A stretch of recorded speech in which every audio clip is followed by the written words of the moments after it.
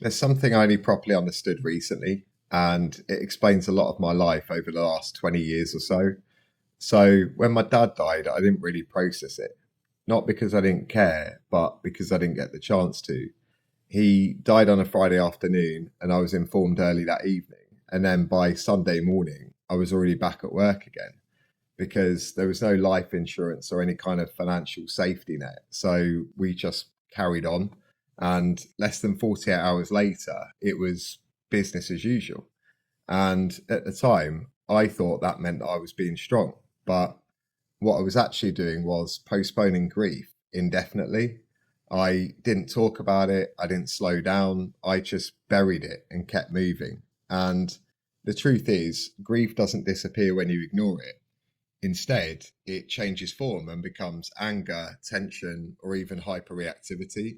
And then it can start to show up in moments where it really doesn't belong. And I think what's really helped me to become conscious of all this is that over the years, I've started to notice a pattern in myself, which is that I've often been quick to anger and at times somewhat confrontational and overreactive. And for a long time, I just thought that was my temperament. But looking back on it now, I don't think that anger was really my personality. I think it was actually just grief with nowhere to go. And the strangest part of it all is that I didn't even realize I was carrying it. But I'm sure that other people felt it, even if not consciously, then perhaps just energetically.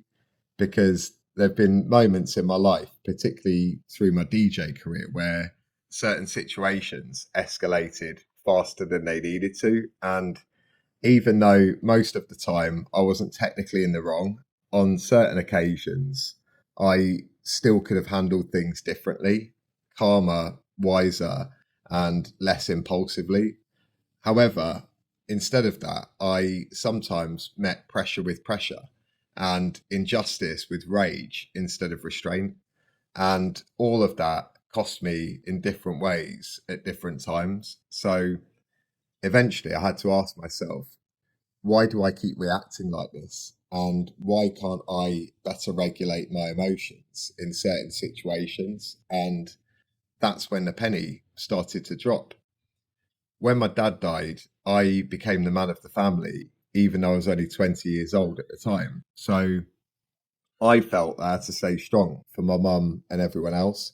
And because of that, I never gave myself permission to feel what I naturally should have.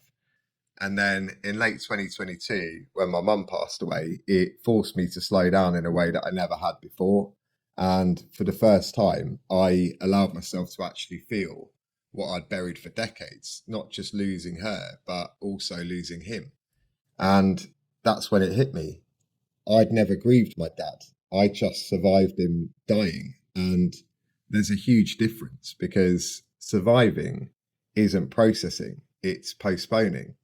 And once I finally faced it, a lot of things started to make sense.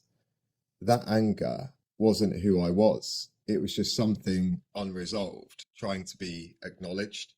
And this isn't about using grief as an excuse for my past mistakes, but understanding it has changed how I see my own history. So, in essence, what I'm saying is this: sometimes the thing that shapes your life the most isn't what happened to you. Instead, maybe it's what you never had the time or permission to feel. And if me talking openly about this even just helps one other person to realize that they've been carrying something unspoken for years, then for me, this channel will have done exactly what it was intended to do.